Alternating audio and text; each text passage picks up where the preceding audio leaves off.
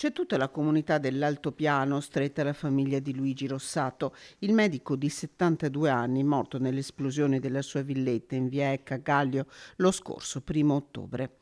Sul sagrato, in un pomeriggio di pioggia sotto un cielo grigio, a vegliare da lontano i vigili del fuoco che in quel tragico pomeriggio hanno tentato di tutto per salvarlo.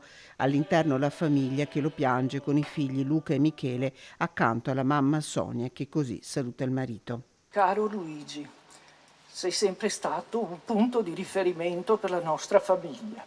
Sei stato un marito fedele e amorevole, un padre attento e premuroso e mai invadente. La tua morte improvvisa e drammatica ci ha sconvolto e lasciato un grande vuoto. Presenti i comuni di Gallio e Asiago, in chiesa, prima della celebrazione del rito funebre, il ricordo di un uomo buono che si è sempre speso in prima persona per la comunità e per l'altopiano. Durante l'omelia, il parroco di Gallio, don Federico Zago, interpreta il pensiero di molti. Sono molte e difficili le domande che salgono anche dal nostro cuore, davanti alla bara di Luigi.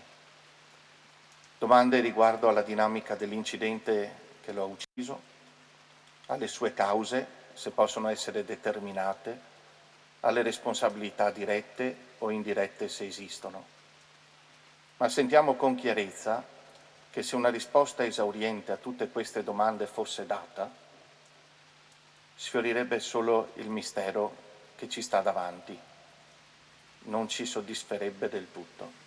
Per rispetto della volontà della famiglia, giornalisti e operatori restano sul sagrato, semplici fiori bianchi ricoprono la bara di legno chiaro di Luigi Rossato che resterà nella chiesa per tutta la notte.